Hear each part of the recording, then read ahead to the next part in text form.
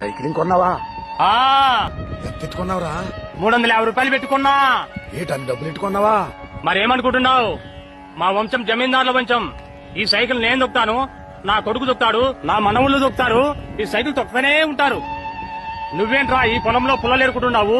నాదేటుందిలేరా పేదోండి. రూపాయి కోడెట్టి ఇదిగో ఈ ఎకరున్నర భూమి 160 రూపాయలు పెట్టి కొన్నాను రా. ఒరే ఎర్రోడా, 160 రూపాయలు పెట్టి భూమి కొన్నావా? నాలాగే సైకిల్ వచ్చుగా, దర్జాకి తిరగచ్చు. నాకెందుకులేరా సైకిల్? ఈ భూమిని నేను చూసుకుంటా, నా తర్వాత నా కొడుకు చూసుకుంటాడు, ఆ తర్వాత మనవాళ్ళు చూసుకుంటారు. అలా సాగిపోతూనే ఉంటది. హలో, తొందర 1.5 కోటి పంపించు. ఏంట్రా కోటి గురించి మాట్లాడుతున్నావు? ఆ రోజుల్లో మా తాతగారు 160 రూపాయలు పెట్టి పొలం కొన్నారు. అందులో 1 ఎకరం 1.5 కోటి అమ్మేశా. దాని గురించే మాట్లాడుతున్నా. మీ తాత దేవుడురా బాబు. మీ తాత నీకు కూడా ఇచ్చాడు కదా సైకిల్? ఇచ్చాలే డొక్కుల సైకిల్. మా తాత తొక్కాడు, మా బాబు తొక్కాడు, ఇప్పుడు నేను తొక్కుతాను. దొంగ నా కొడుకు మా తాత.